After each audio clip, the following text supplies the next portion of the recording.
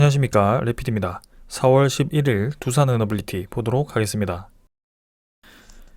증시 먼저 보겠습니다. 코스피 2547, 35포인트 상승했고요. 코스닥은 11포인트 상승해서 898포인트까지 상승했습니다. 오늘도 양증시 1% 이상 상승을 했고요. 코스피에서는 외국인 투자자 1,800억, 기관 투자자가 2,900억을 매수하면서 합쳐서 한 5천억 가까이를 매수를 했습니다. 코스닥 시장은 외국인 투자자가 560억을 매도를 했지만 코스닥 시장은 계속해서 상승을 이어갔습니다. 자, 코스피 먼저 살펴보겠습니다. 자, 이제 2500선을 뚫고 나가니 확실히 이제 좀 강하게 치고 나갑니다. 네. 전형적으로 오랫동안 이제 벽을 맞고 나가지 못하던 구간을 뚫고 나갔을 때는 이렇게 힘차게 좀 올라가는 것이 기술적인 패턴입니다. 그래서 저점을 점점 높이면서 올라가 주었고요. 거기서 이제 상승 수렴을 진행을 했고, 여기서 이제 한방 또 치고 나가주면서 계속 코스피가 상승세를 이어갔습니다. 확실히 최근에 계속해서 증시 분위기가 괜찮았고요. 코스피도 지금 2300선부터 2500선까지 200포인트 이상 상승하면서 상당히 좀 강하게 올라가주고 있습니다. 그래서 21선과 갭을 점점 벌리면서 진행이 되고 있고요. 지금 이렇게 상승세를 유지를 해준다면 2600포인트도 금방 도달할 것으로 보여지고요. 전고점까지 지금 도달을 한 상황인데 추가적인 상승이 나올지 한번 보도록 하겠습니다. 월봉도 마찬가지. 드디어 이제 오랫동안 횡보하던 그 월봉 상단이 뚫렸습니다. 그래서 이렇게 2500선을 뚫고 나갔고요. 20월봉선까지 지금 도달을 했지만 추가적인 상승이 나온다면 조금 더 코스피가 올라갈 수 있습니다. 그래서 이제는 저번에도 말씀드렸듯이 실적주 위주로의 그런 상승세가 나올 수 있다는 것입니다. 그래서 그동안 관심을 받지 못했던 그런 반도체 종목들, 특히 이제 삼성전자 같은 그런 반도체 종목들과 그 다음에 차량 종목들, 그리고 이제 뭐 카카오 네이버 같은 그런 IT 관련 기업들, 이런 이제 시가총액 상위 종목들이 코스피 대세 하락과 함께 좀 많이 떨어진 상황이었습니다. 그러나 그런 부분들이 이제 증시가 반등을 하기 시작하면서 같이 올라갈 가능성이 크고요. 특히 그렇게 올라가는 이유는 특별하게 뭐 기업이 실적이 좋아져서 바로 지금 뭐 실적이 엄청나게 증가해서라기보다는 그만큼 이제 과도하게 하락한 것에 대비해서 지금 이제 저가 매입이 들어온다라는 것이고요. 그러고 특히 이제 코스피가 상승이 나올 때는 시총 상위 종목 위주로 그런 수급이 쏠리게 되어 있습니다. 외국인 투자자라든지 기관 투자자들이 그렇게 매수가 들어오거든요. 그래서 지금은 장의 반등세가 예상될 때는 오히려 안전하게 시가 상위 종목들을 투자를 하고 기다려 보시는 것도 괜찮은 투자법입니다. 그래서 지금 투자자 수급을 보았을 때는 외국인 투자자가 3일 연속 또 매수를 해주었고요. 기관 투자자는 어제 조금 매도했지만 오늘도 2,900억 매수하면서 매수를 계속 이어갔습니다. 그래서 외국인 투자자 지금 매수를 계속 이어가는데요. 이번 주 목요일은 옵션 만기가 있습니다. 그래서 옵션 만기 때 또 이제 증시가 어떤 식으로 움직일지도 한번 보아야 될 것 같고요. 그리고 이번 주에는 이제 3월 달에 CPI 지표가 발표가 됩니다. 그래서 미국 증시가 또 어떤 방향으로 진행되는지도 한번 살펴볼 필요가 있겠습니다. 그래서 무난하게 CPI가 예상치만큼 떨어졌다라고 한다면 이제 금리 인상은 거의 이제 끝났다라고 보시면 될 것 같습니다. 그래서 거기에 따라서 이제 환율이 급락할 가능성이 크고요. 환율이 뚝 떨어지면서 증시는 오히려 반등하는 방향으로 갈 수 있습니다. 그러나 혹여나 이제 정말 이제 CPI가 갑자기 예상치보다 좀 좋게 나오고 고용 시장이 좋게 나오면서 막 그런 식으로 진행이 되면서 인플레이션이 좀 더 질기게 유지가 된다. 그렇게 된다면 이제 금리가 조금 더 상승할 수 있겠지만 뭐 CPI가 지금 뭐 1% 이상 높게 나올 것도 아니고요. 0. 해봤자 이제 0.12% 정도 높게 나올 수도 있는데요. 그게 뭐 환율이 잠깐 오르더라도 결국엔 떨어질 수밖에 없는 방향으로 갈 거고요. 증시도 하락으로 시작했다가 또 상승으로 전환하는 뭐 그런 움직임이 나올 수 있습니다. 그래서 CPI 지표가 어떤 방향으로 나오든 결국에는 증시에 대한 그런 흐름은 이미 정해져 있다라고 이해를 하시면 될 것 같고요. 우리가 이제 우려할 것은 이런 증시에 대한 금리 인상 인하에 대한 우려보다는 오히려 이제 그런 글로벌의 그런 악재들, 등장할 수 있는 그런 악재들에 대해서 조금 경계를 해야 된다. 이렇게 말씀을 드리겠습니다. 그래서 지금은 단기적으로는 조금 연속적으로 좀 많이 올라와 있는 상태이기 때문에 그런 악재가 등장을 한다면 분명히 이제 단기적으로 한 번씩 증시를 꺾어줄 만한 상황이기 때문에 조금 그런 부분들을 살펴봐야 될 거고요. 그래서 이제 증시가 이제 상승할 때 그리고 올라가는 종목들을 따라가기보다는 천천히 이제 전체적으로 시장을 살피면서 네, 그런 하단에 왔을 때마다 이제 모아갔다가 이제 올라갈 때는 네, 목표가 도달할 때까지 분할 매도를 하는 것이 그런 좋은 투자법이 아닐까라는 생각입니다. 그래서 코스피는 이 정도로 살펴보았고요. 코스닥은 지금 1.2% 상승했고요. 지금 어제 이어서 오늘도 상승을 했습니다. 그러니까 N자로 엄청나게 이제 크게 올라 버렸고요. 지수상으로는 이제 뭐 250포인트 정도 상승을 했지만 퍼센트로 따지면 엄청나게 많이 상승을 했습니다. 지금 지수가 거의 한 30% 정도, 네, 그죠? 30% 정도가 급등을 한 상황이고요.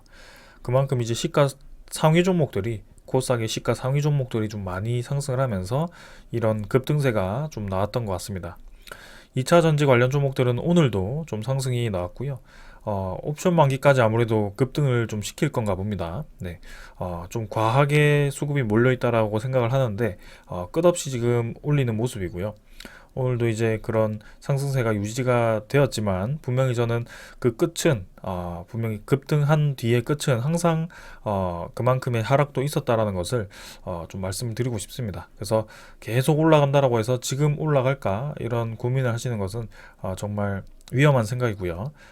분명히 이제 다른 종목들도 그렇게 이제 올라갈 수 있는 종목들이 있을 겁니다. 그래서 그런 특정한 종목들을 올릴 만한 힘 있는 수급들이 몰렸던 것이 이제 그게 끝난다면 분산이 될 텐데 어떤 쪽으로 이제 갈지를 고민을 해야 될 때지 지금은 뒤늦게라도 그걸 올라탄다면 조금은 좋지 않은 타이밍인 것 같습니다. 일단은 네, 코스닥 지금 좀 비이성적으로 좀 올라가고 있는데요. 지금 사실은 이제 1000포인트 가까이 거의 다 올라왔습니다. 네, 900포인트까지 진행이 되었고요. 900포인트도 이제 2포인트 앞두고 있습니다. 그래서 지금 조금만 더 올라가면 거의 뭐 금리 인상을 진행하기 전 수준이죠. 네, 그 수준까지 지금 회복을 할 정도로 특정 종목 위주로의 그런 급등이 아주 강하게 나왔습니다. 그래서 어쩌다 보니 이제 코스닥의 지금 시가 상위 종목이 거의 이제 코스피의 10위권에 들 정도로 상당히 시가총액이 많이 올라왔고요. 향후에 어떤 흐름을 보일지는 네, 좀 더 보도록 하겠습니다. 일단은 지수가 아주 강하게 움직이고 있다. 그러나 수급 자체는 크게 들어오는 수급이 없고 오히려 빠져나가고 있다는 것은 여러분들께 계속 말씀드리고 있습니다. 자, 그래서 조금은 주의를 해서 계속 지켜보시길 바라고요. 환율 시장은 오늘 1322원 뭐 비슷합니다. 어제와 유사하게 진행되었고 1320원 수준에서 크게 올라가지 못하고 있습니다. 매일매일 이제 양봉을 주면서 조금씩 올라가고 있지만 결국에는 이번 주 목요일 정도에 발표되는 CPI 지표에 따라서 이 환율이 움직일 것 같습니다. 그래서 만약에 CPI 지표가 부합되는 그런 방향으로 된다면 예상치와 부합을 한다면 저는 이런 식으로 뚝 떨어질 거라고 보고 있고요. 금방 또 1200원대로 진입을 할 것으로 보고 있습니다. 그래서 환율은 결국에는 떨어지는 방향으로 진행이 계속되어 갈 것이다 라는 것이 저의 의견이고 네, 시장의 흐름도 그런 식으로 진행이 될 것 같습니다. 그 다음에 선물 지표입니다. 선물 지표는 뭐 미국 증시 보합 수준입니다. 크게 변화 없고요. 유럽 증시도 0.5% 수준 네, 약 상승을 하고 있습니다. 그래서 지금은 큰 변화 없이 진행이 되어 가고 있고요. 그 다음에 이제 채권 수익률은 미국 10년물 국채 금리는 지금 3.4% 수준, 그래서 최근에는 3.3%, 4% 수준을 왔다 갔다 하고 있습니다. 그래서 이 국채 금리 시장도 아마 CPI 지표와 함께 좀 이제 급등락을 반복하지 않을까라는 생각이고요. 결국에는 환율이 떨어지면서 같이 좀 떨어지는 방향으로 진행이 될 거라고 계속 네, 지켜보고 있습니다. 자, 그래서 오늘은 뭐 특별하게 더 볼 것은 없고요. 계속해서 시장의 방향은 우리가 네, 지켜보는 그런 사이클, 그죠? 대세 하락 이후 횡보까지 왔고요. 그 횡보 시장에서 상승까지 가는 그런 흐름을 지금 지켜보고 계십니다. 그래서 이 횡보하는 시장에서 기회는 내려올 때마다 매수를 하는 것이고, 그 물량이 매집되었을 때 상승 시장에서 오히려 이전에 상승 시장처럼 뭐 확 올라갈지는 모르겠지만 그때그때마다 매도할 수 있는 기회가 올 것이고요. 그 매도를 끝낸 다음에 이제 고점에서 다시 신규 매수를 하는 게 아니고 이제 다시 하락할 때까지 차분히 기다리는 것도 그런 방법입니다. 자, 그래서 이 정도로 한번 증시를 보았고, 종목으로 한번 넘어가도록 하겠습니다. 두산에너빌리티 보겠습니다. 220원 상승해서 1.3% 상승했고요. 16,970원으로 마무리가 되었습니다. 두산에너빌리티 오늘은 이제 상승 하락 계속 이제 장 초반에 지겹게 움직이다가 마지막에 조금 상승을 했습니다. 그러나 상승폭을 조금 줄이면서 마무리가 되었는데요. 17,000원을 거의 회복을 한 채로 진행이 되었습니다. 시간의 거래량은 뭐 크게 없었습니다. 평소와 유사했고요. 17,020원으로 한 50원 정도 상승했지만 뭐 크게 많지 않았기 때문에 넘어가도록 하겠습니다. 자, 일별 거래량 506만 주, 전날과 거의 유사했고요.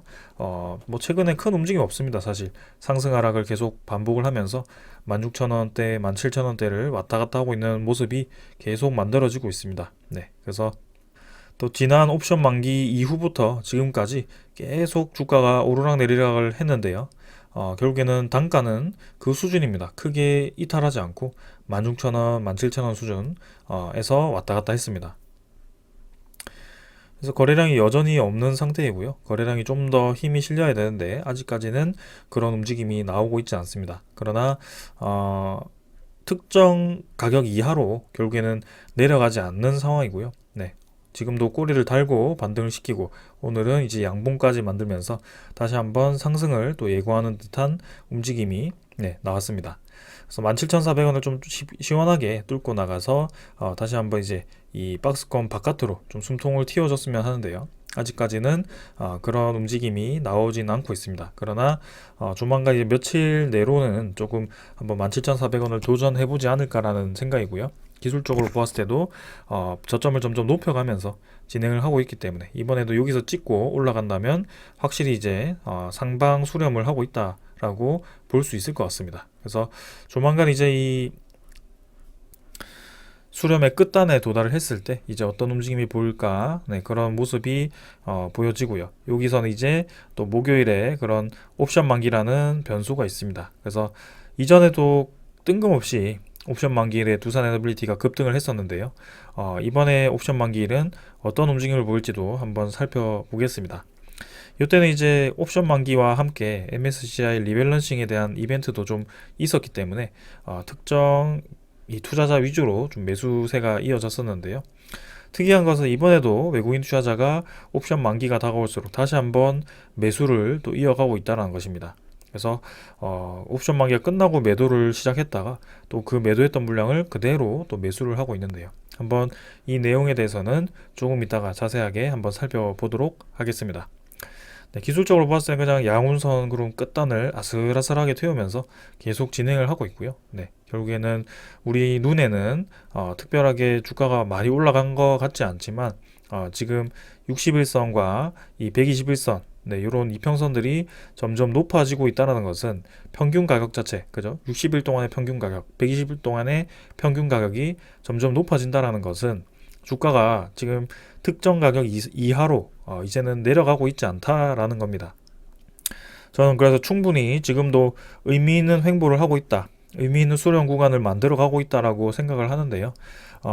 계속 이제 2차 전지 관련 그런 종목 얘기를 조금 얘기를 하셔서 아무래도 사람이라면 이 테마가 크게 움직이는 것을 보면 조금 상심을 할 수 있습니다. 충분히 저도 이해를 하고요.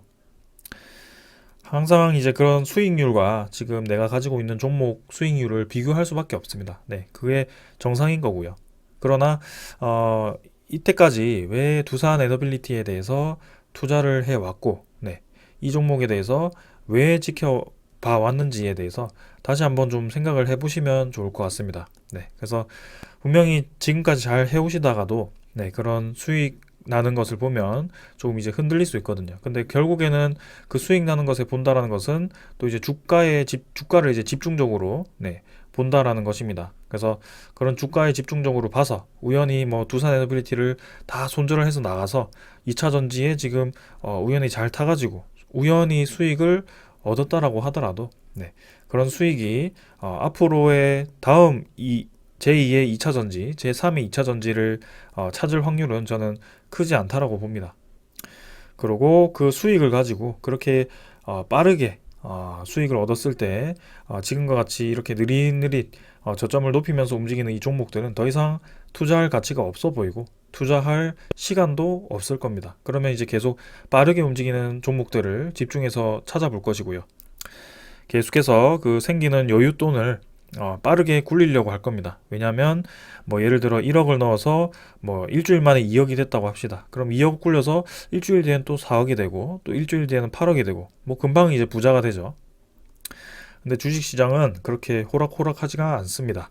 그래서 제가 이제 뭐 이렇게 두산 에너빌리티를 주로 리뷰를 하고 뭐 그렇게 했지만 두산 에너빌리티만 투자를 해라 이렇게 얘기하는 것도 아닙니다. 결국에는 저도 삼성전자와 같은 그런 반도체 종목들에 관심을 많이 가지고 있고요. 그리고 고롱 플라스틱이라든지 아니면 뭐 효성 첨단 소재, 뭐 두산 퓨얼셀이라든지 그런 수소 관련 테마에도 상당히 관심이 많습니다. 이 수소 관련 테마는 2차 전지 다음으로 다시 관심을 받을 수 있는 그런 테마라고 저는 생각을 하고 있고요. 저번에 한번 소개를 드렸었죠. 근데 이제 주로 제가 영상을 찍는 것은 이 두산 에너빌리티이기 때문에 조금 이제 그런 인식이 조금 더 강한 것 같습니다. 그러나 그렇다고 해서 제가 두산 에너빌리티가 못 올라간다라고 말씀드리는 것은 아닙니다. 결국에는 저도 지켜봐왔던 이유가 있고 그 이유에 따른 그런 수급도 지켜보고 있고 그렇게 힘있게 움직였을 때를 한번 경험을 해보았기 때문에 지금도 오를 때가 된 것 같다라고 말씀을 드리는 거고요. 특히 코스피에 대한 흐름이 좋아지면서 두산 에너빌리티가 지금 코스피 거의 32 정도 수준이거든요. 그래서 코스피 상위 종목 위주로 상승세가 이어질 가능성이 크기 때문에 저는 오히려 두산 에너빌리티를 조금 더 가져가도 된다라고 판단을 하고 있습니다. 자, 그래서 흔들리지 마시고 조금 더 여유를 가지시면 좋을 것 같고요. 아무래도 옆집이 너무 장사가 잘 되다 보니까 조금 상심할 수도 있지만 주식 투자 하루 이틀 할 게 아니기 때문에 이런 투자를 하면서 왜 내가 투자를 했고 어떻게 어떤 과정을 통해서 수익을 얻었는지를 본인의 것으로 만드시는 것을 저는 추천을 드립니다. 그래서 제가 이렇게 설명을 하고 맨날 이제 소식을 가져와서 여러분들께 알려드리는데 그걸 그냥 듣고 넘기는 것이 아니고 저의 이 설명에 의해서 설명을 통해서 자기가 왜 투자를 하고 있는지를 납득을 해야 되고요. 그게 이해가 안 된다면 당연히 저랑 같이 투자를 안 하면 되는 거죠. 근데 그게 납득이 되고 그리고 본인도 이제 공부를 해서 그렇게 이제 투자를 하게 되고 그리고 제가 꼭 말하는 종목이 아니더라도 제가 모든 종목을 다 보는 것도 아니거든요. 그래서 그런 종목들을 발굴을 해서 스스로 그렇게 찾아 나간다면 분명히 본인의 앞으로의 그런 주식을 뭐 한 10년, 20년 하실 거면 앞으로의 그런 투자에 아주 많은 도움이 되지 않을까 그런 생각을 해봅니다. 그래서 그렇다고 뭐 2차 전지를 제가 이제 일전에 좀 많이 다루지 못해서 좀 아쉽긴 합니다. 저도 이제 그런 종목들을 이제 뭐 에코프로비엠은 아니었지만 LNF라든지 그런 것들을 다루기도 했었는데요. 사실상 이제 제 예상 밖으로 좀 많이 상승을 해서 좀 아쉽긴 하지만 뭐 지금 뭐 어쩔 수 없죠. 그래서 우리가 하던 대로 우리의 패턴대로 지금 이 투자를 이어가 보자라고 좀 말씀을 드립니다. 그래서 오늘부터는 조금 2차 전지에 대한 얘기는 자제해 주셨으면 좋겠습니다. 저도 하지 않고요. 지금 이제 이 종목 시간이니까 이 종목에 대해서만 좀 집중을 하도록 하겠습니다. 자, 얘기가 잠깐 길어졌는데요. 계속해서 한번 보겠습니다. 자, 그래서 뭐 차트는 아까 다 살펴보았고요. 투자 수급을 보겠습니다. 기관 투자자는 29만 5천 주고요. 외국인 투자자는 67만 3천 주를 매수했습니다. 자, 그래서 주가는 막 크게 움직이지 못하지만 또 최근에 기관 투자자와 외국인 투자자의 양매수가 또 이어지고 있습니다. 그래서 공교롭게도 옵션 만기가 다가옴에 따라서 또다시 이제 수급의 흐름이 또 바뀌고 있는 상황이고요. 기관 투자자는 금융 투자가 17만 주 정도 매수를 했고요. 보험 4만 주, 투시는 양 매도했습니다. 13,000주 매도했고요. 은행도 만 주. 그 다음에 연기금 투자자는 5만 9천 주를 매수하면서 또 이틀 연속 매수가 들어왔고요. 사모펀드도 매수를 하고 있습니다. 그래서 사실상 전체적으로 좀 보았을 때 특별하게 매도를 계속 이어가는 기관 투자자는 없는 것 같고요. 연기금 투자자 계속 매수 이어가고 있고요. 투신도 결국엔 길게 보았을 때 계속 매수를 이어왔습니다. 그래서 특히 기관 투자자가 좀 매수를 계속 진행을 하고 있다는 것이 눈에 띄고요. 그 다음에 외국인 투자자도 지금 최근에 한 하루, 이틀, 3일, 4일, 5일, 그 다음에 하루를 제외하고는 거의 한 7일 정도는 계속 매수를 이어가고 있습니다. 그래서 저는 수급 괜찮다라고 보고 있고요. 정말 얄밉게도 좀 신한증권과 그다음 JP모간, 뭐 모간솔 이런 공매도를 주로 이용하는 세력들이 매수를 많이 할 때도 있지만 그 매수를 많이 할 때 주가를 올리면서 매수하는 것이 아니고 야금야금 이제 매수를 하면서 본인의 물량을 채워가는 뭐 그런 움직임이 계속 나오고 있습니다. 그래서 전형적으로 저는 계속 그 물량을 뺐다가 넣었다가 하면서 매집을 하고 있다는 느낌이 굉장히 강하고요.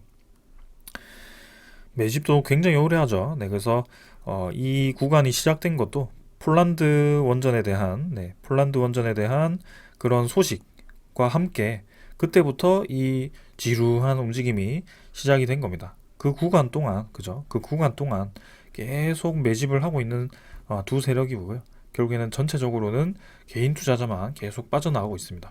지금도 아까 언급을 드리지 않는다고 했지만 2차 전지 그런 쪽으로 이제 빠지면서 수급이 많이 빠진 상황에서 이제 결국에는 상승이 나온다면 충분히 나올 수 있는 구간이라고 저는 생각을 하고 있습니다. 자, 그래서 추후에 뭐 어떤 흐름이 이어질지는 모르겠지만 조금 더 인내하고 기다려 볼 만한 그런 저는 자리라고 생각하고 그런 수급이다라고 생각을 하고 있습니다. 그 때를 한번 같이 기다려 보면 좋을 것 같고요. 한번 지켜보도록 하겠습니다. 자, 그래서 투자 수급도 이 정도로 좀 말씀을 드리고 공매도 잔고로 한번 넘어가겠습니다. 자, 공매도 잔고는 어제 대비해서 또 한 30만 주가 늘었습니다. 그래서 연일 줄어들다가 한번 늘었지만 이때는 이제 일 공매도 거래량이 좀 있었고요. 좀 늘어날 거다라고 생각을 했습니다. 그래서 특히 외국인 투자자가 또 매도한 날이었습니다. 딱 공교롭게도 하루 이제 매도했는데 귀신같이 또 이제 공매도 잔고로 늘렸고요. 자, 이제 10일, 11일 또 이제 외국인 투자자가 매수하였고 이 공매도 거래량이 없었기 때문에 계속해서 공매도 잔고가 또 줄어드는 움직임이 나올 수 있다라고 생각을 합니다. 그래서 또 목요일까지 공매도 잔고가 팍팍 줄어서 또 이 이전의 공매도 잔고 옵션 만기까지 이뤄졌던 그 공매도 잔고 수준으로 떨어질지 한번 살펴보도록 하고요. 그때까지 이번 주 목요일이죠. 며칠 남지 않았기 때문에 한번 살펴보도록 하겠습니다. 그 다음에 이제 대차잔고도 살펴보겠습니다. 대차잔고도 최근에 뭐 크게 지금 움직임이 없고요. 오늘은 상환이 84,000주, 체결은 0이네요. 아예 없었습니다. 좀 오류였는지 아예 없을 날도 있나 보네요. 일단은 체결이 조금 이상하게도 0이고요. 전날은 체결이 21만 주, 상환이 5만 주로 전날엔 좀 늘었고 오늘은 조금 상환되었습니다. 그래서 2,800만 주 초반, 2,810만 주 수준, 뭐 그 수준인 것 같습니다. 특별하게 변한 게 없기 때문에 넘어가도록 하겠습니다. 자, 그 다음 이제 추정 물량은 72만 주에서 67만 주로 뭐 한 5만 주 감소했지만 거의 유사했다라고 보시면 될 것 같고요. 전일에도 52만 주, 그래서 계속 또 매수를 합니다. 12.4%까지 보유를 증가를 시켰고요. 결국엔 11.8%에서 또 12.4%까지 계속 올라왔고요.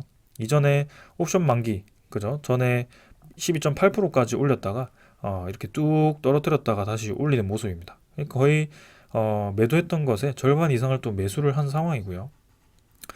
참 이상한 짓을 하죠. 저도 계속 주시를 좀 하고 있는데요. 조금 짜증날 정도로 공매도를 이용해서 매수 매도를 계속 진행을 하고 있습니다. 그래서 보시면 또 이제 전일 JP모간이 34만 주 또 매수를 했고요. 최근 한 10일 동안에 또 평균 매수량을 보시면 JP모간이 또 열심히 매수를 하고 있습니다. 신한증권도 그렇고요. 이전에도 JP모간이 이 옵션 만기 전에 옵션 만기 전에 매수를 계속 이어왔다가 옵션 만기 딱 당일에는 JP모건의 물량이 모건서울로 이동을 하고요. 그 모건서울이 옵션 만기가 끝나고 매도를 하기 시작합니다. 그 과정을 계속 진행을 하고 있는 것 같고요. 지금 이번에도 또 그런 식으로 진행을 할 건지, 그렇다면 또 옵션 만기까지 JP모건이 또 열심히 매수를 할 텐데요. 한번 보겠습니다. 그래서 이 신한증권 창구로 계속 매수량이 늘어나고 있는데요. 이후에는 계속 그 패턴이 이어질지, 아니면은 이번에는 매수를 진짜 계속 진행을 할지, 그런 것들 한번 주시를 해서 살펴보겠습니다. 자, 그래서 수급 다 확인을 했고요. 결국에는 기관 투자자는 계속 매수를 하고 있더라. 그리고 외국인 투자자도 매수 매도를 반복하다가도 결국에는 전체적으로는 수급이 계속 늘어나고 있다. 매수량이 계속 늘어나고 있다. 이게 중요한 것 같습니다. 그래서 3월 11일부터 4월 11일까지 뭐 찍기만 보면 외국인 투자자가 한 160만 주 매도했고 기관 투자자가 250만 주 매수를 했다. 이렇게 볼 수 있지만 결국엔 아까 말씀드린 그 폴란드 원전 수주 소식 11월 1일부터로 보게 된다면 외국인 투자자는 420만 주, 기관 투자자가 1000만 주 가까이를 매수를 하면서 상당히 지금 매집을 많이 한 상황입니다. 그래서 외국인 지분이 결국엔 12%, 원래는 12% 수준까지 올라오지도 않았거든요. 이전에는 9%, 뭐 10% 이렇게 왔다 갔다 했었는데 결국에는 시간이 지나면서 계속 조금씩 올라오고 있습니다. 그래서 기관 투자자도 그렇고 특히 기관 투자자 중에서도 연기금 투자자도 열심히 이제 매수를 하고 있고요. 지금 두산 에너빌리티가 사실 재무제표만 보면 뭐 적자 회사처럼 보입니다. 그리고 배당 수익이 0%죠. 그래서 연기금 투자자는 보통 장기적으로 투자를 하기 때문에 그런 배당 수익을 주지 않는 회사는 지분을 크게 늘리지 않는데요. 오히려 수익성이 좋지 않을 거라고 판단되면 연기금 투자자는 지분을 줄여갑니다. 그리고 외국인 투자자도 마찬가지입니다. 둘 다 지금 꾸준히 지분을 늘려가고 있기 때문에 저는 장기적으로 보았을 때 분명히 좋은 움직임이 있을 거라고 기대를 하는 것입니다. 자, 그래서 오늘 이 정도로 두산 에너빌리티 다 설명을 드렸고요. 이제 소식들 좀 전해드리도록 하겠습니다. 자, 먼저 전해드릴 소식은 경북 쪽에 이제 원자력 SMR 육성을 하는 그런 국가 산단으로 지정이 되었죠. 그래서 이제 수소 경제로 대전환하기 위한 그런 계획이 있는 것 같습니다. 그래서 여러분들이 주목을 해야 되는 점 중에 하나가 전 세계는 지금 궁극적으로 수소 경제를 원하고 있습니다. 중동도 마찬가지, 유럽도 마찬가지, 미국도 마찬가지, 우리나라도 수소 경제 쪽으로 향하고 있습니다. 그래서 지금 막 전기차 수요가 확 늘어나면서 2차 전지가 엄청나게 지금 뜨고 있지만 결국에는 경제 자체의 그런 흐름은 지금 수소 경제로 향할 것이고요. 조금 시간이 걸리더라도 궁극적으로는 저쪽으로 향하고 있습니다. 그래서 신재생이라든지 뭐 그런 이런 원자력도 중요하지만 결국에는 수소라는 것이 앞으로 이 경제 순환, 그죠? 경제의 에너지 역할을 하는 상황인 거고요. 거기에 대해서 우리가 집중할 필요가 있습니다. 근데 이 수소를 생산할 수 있는 것 중에 하나가 이 SMR이고요. SMR이 이 원자력 대비해서 대형 원자력 대비해서 위험도가 상당히 낮고, 그리고 단순히 이제 경수로로 이용되는 SMR도 있지만 그런 뭐 용융, 그죠? 용융염 원자로라든지 아니면 그런 고온가스 원자로라든지 그런 것들을 이용해서 수소 생산에 이제 특화되어 있는, 그리고 이제 그런 잔여 열을 또 이제 지역 난방으로 이용할 수 있는 그런 아주 좋은 소스로 이용되기 때문에 주목을 받고 있습니다. 그래서 우리나라도 지금 이 경상북도를 기준으로 해서 울진, 영덕, 포항을 연결하는 그런 수소 생산 벨트를 또 이제 지정을 한다라는 것이고요. 그래서 수소 경제를 활성화하기 위해서는 당연히 수소 생산 기지가 있어야 되겠죠. 그래서 두산 에너빌리티는 이미 이제 블루수소, 수소 액화 플랜트를 완공을 했습니다. 국내 거의 최초입니다. 거의가 아니죠. 그냥 국내 최초로 이제 완공을 했고요. SK 쪽과 그다음에 효성 쪽에서 이제 하나 둘씩 완공을 이제 올해 진행을 할 겁니다. 그래서 블루 수소도 중요하지만 이제는 앞으로 그린 수소도 주목을 받게 되는데요. 그 그린 수소가 이제 SMR을 통해서 생산할 수 있다. 이렇게 또 되는 것입니다. 자, 그래서 지금 원자력 수소가 이제 앞으로 좀 더 힘을 받게 된다면 좀 더 이 SMR 산업에 좀 더 활성화가 불어질 거고요. 네, SMR 시장이 아무래도 2030년까지 600조까지 증가를 한다라고 하니까 앞으로 향후 7년 동안 그죠? 시장이 600조까지 커지려면 매년 연평균 성장률이 상당히 커야 됩니다. 그래서 23년도 지금 이제 초기이기 때문에 이 성장률이 낮아 보이지만 어느 순간 이제 2025년 수준까지 들어간다면 이 SMR에 대한 발주량이 상당히 많이 늘어날 가능성이 큽니다. 네, 그래서 그런 것들에 대해서 이미 두산 에너빌리티는 대비가 되어 있고 준비가 되어 있다. 이렇게 이해를 하시면 되겠습니다. 그 다음에 이제 주한 체코 대사, 뭐 체코 원전 관련해서 지금 이제 우리나라가 이 배터리 3사가 헝가리 쪽에 네, 큰 공장을 투자를 해서 네, 유럽에 이제 그런 2차 전지 생산 기지를 좀 많이 두고 있습니다. 그래서 특히 동유럽 중심으로 해서 폴란드라든지 뭐 그런 쪽에 생산 기지가 많은데요. 이 체코도 네, 동유럽 중에 하나이기 때문에 우리나라 이 배터리 3사가 투자해 주기를 기대를 하고 있습니다.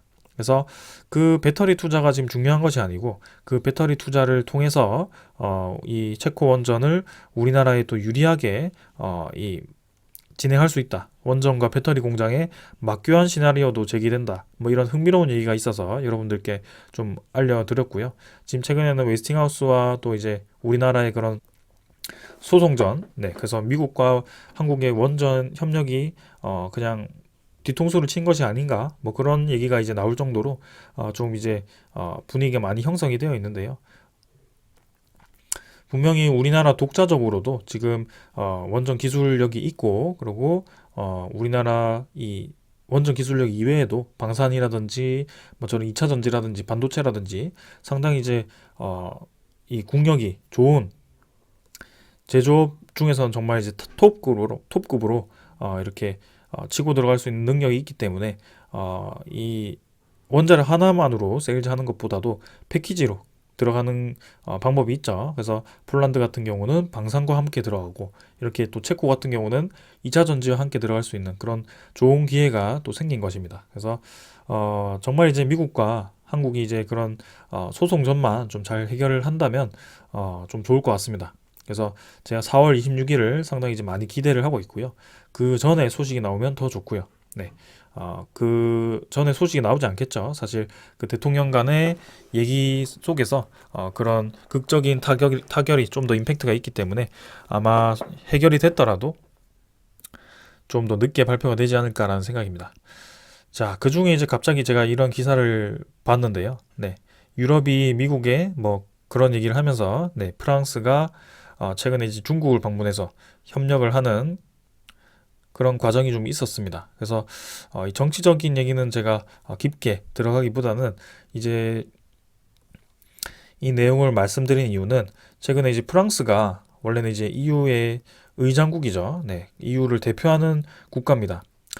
영국이 이제 빠져나가면서 프랑스가 그 역할을 하게 되었고요. 특히 이제 친원전 대표적인 국가로 EU의 그 친원전 EU 텍소노미에도 이 원전을 넣은 본인이죠. 네, 장본인입니다. 그래서 독일의 그 탈원전 클럽이라고 할까요? 탈원전 클럽과 좀 반대되는 유럽 내에서 그런 영향력이 큰 국가였는데요.